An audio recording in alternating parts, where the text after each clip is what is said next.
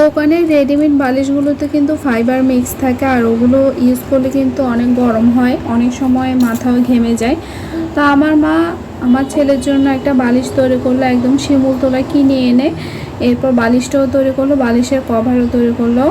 তো যাতে আমার ছেলের একটুও কষ্ট না হয়, ঘেমে না যায়, সেটা চিন্তা করে দিদা তার নাতির জন্য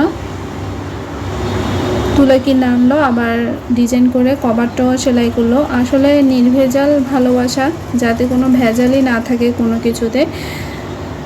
তো এটাই হচ্ছে নির্ভেজাল ভালোবাসা। তো দিদা নাতির ভালোবাসা, এই যে কতটা সুন্দর করে প্রতিটা সাইডে এভাবে ডিজাইন করে করে করলো। আর এই ডিজাইনটা কিন্তু আগে রেডি করতে হয়েছে, এরপর একটা একটা করে সেলাই করেছে, করতে কিন্তু অনেক টাইম লেগেছে। তো ডিজাইন করে সুন্দর করে কভারটা সেলাই করলো। তো এখন আমি যে বালিশটা দেখাচ্ছি, ভিতরে যে বালিশটা আছে ওইটাও মা তৈরি করেছে। তো শিমুল তোলা কিনে এনে শিমুল তোলা দিয়ে এই বালিশটা তৈরি করা হয়েছে। বালিশটা কিন্তু অনেক সফট হয়েছে, যাতে নাতির একটু কষ্ট না হয়, ঘেমে না যায়, শান্তিতে ঘুমাতে পারে। তো সেটা চিন্তা করে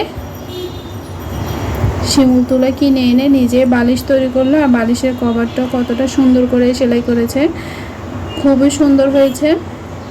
আর বালিশটাও কিন্তু অনেক সফট হয়েছে, আর আরামও হবে, ঘেমে যাবে না। এটাই হচ্ছে দিদা আর নাতির ভালোবাসা, একদম নির্ভেজাল, কোনো ভেজালই নেই আসলে।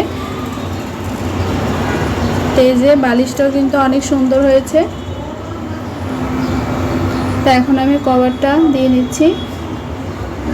বালিশের কভারের ডিজাইনটা কেমন হয়েছে অবশ্যই কমেন্ট বক্সে জানাবেন। তো এই যে কভারটা পরে নিচ্ছি, আর বালিশটা কিন্তু অনেক আরাম হয়েছে। তো এই যে কভারটা দিয়ে নিলাম।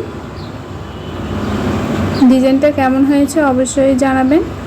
সবাই অনেক ভালো থাকবেন, সুস্থ থাকবেন।